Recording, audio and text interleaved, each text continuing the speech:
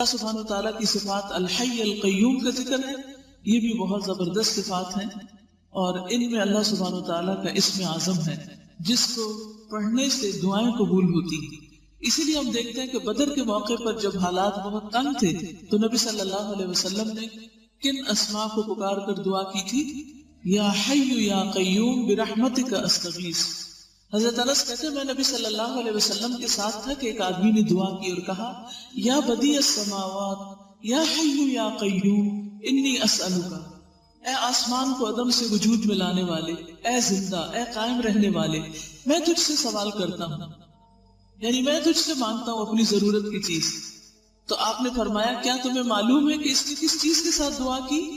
قسم اس کی جس کے ہاتھ میں میری جان ہے، اس نے اللہ کو اس نام کے ساتھ پکارا ہے کہ جب اس نام کے ساتھ اللہ کو پکارا جاتا ہے تو وہ دعا قبول کرتا ہے۔ تو آپ چاہتے ہیں کہ آپ کی دعائیں قبول ہوں تو یہ تینوں نام اپنے ریمائنڈرز میں لکھ لیجئے۔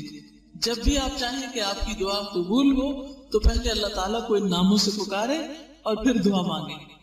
قیامت کے دن جب لوگ جنت میں چلے جائیں گے تو جمعے کے دن اللہ تعالیٰ اعلیٰ علیین سے اپنی کرسی پر نزول فرمائیں گے، پھر اللہ تعالیٰ کرسی کو نور کے ممبروں سے گھیر دیں گے، یعنی کرسی کے ارد گرد کیا ہوں گے؟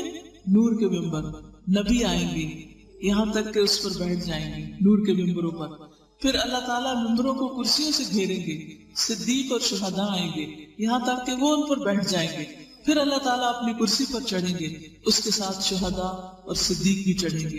یعنی اللہ سبحانہ وتعالیٰ قیامت کے دن اپنے بندوں سے جس طرح ملاقات کریں گے اس کا ذکر یہاں کیا گیا ہے۔ صحیح الترغیب والترہیب کی حدیث ہے۔ وَهُوَ الْعَلِيُّ الْعَظِيمُ، اور وہ بلند ہے، بہت عظیم ہے، اور حقیقت یہ ہے کہ اللہ سے بڑی کوئی بھی چیز نہیں، اس لیے ہمیں اللہ تعالیٰ کے ناموں کے ساتھ دعا مانگتے ہوئے خصوصاً تسبیح کرنی چاہیے۔ فَسَبِّحْ بِاسْمِ رَبِّكَ الْعَظِيمِ، قسم اس کی جس کے ہاتھ میں میری جان ہے، اس نے اللہ کو اس نام کے ساتھ پکارا ہے کہ جب اس نام کے ساتھ اللہ کو پکارا جاتا ہے تو وہ دعا قبول کرتا ہے۔ تو آپ چاہتے ہیں کہ آپ کی دعائیں قبول ہوں تو یہ تینوں نام اپنے ریمائنڈرز میں لکھ لیجئے۔ جب بھی آپ چاہیں کہ آپ کی دعا قبول ہو تو پہلے اللہ تعالیٰ کو ان ناموں سے پکارے اور پھر دعا مانگیں۔ یا حی یا قیوم برحمتک استغیث، یا حی یا قیوم برحمتک استغیث، یا حی یا قیوم برحمتک استغیث، یا حی یا قیوم برحمتک استغیث۔